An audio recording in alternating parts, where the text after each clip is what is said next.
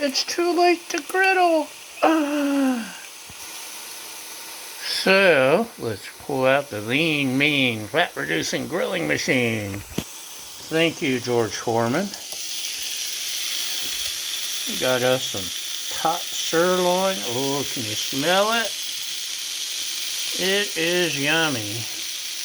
I got my handy thermometer to check it. I used salt, pepper, garlic, my homemade mix. And here's one that's not cooked yet. What else? Mrs. Dash and paprika and whatever else is in my mix. And a little bit of mesquite seasoning. That's the little brown flakes you see. And yeah, it's not griddle porn, but it is lean, mean, fat grilling machine porn. Or steak porn. So, close enough. Thanks for watching, y'all. Have a great day. Bye!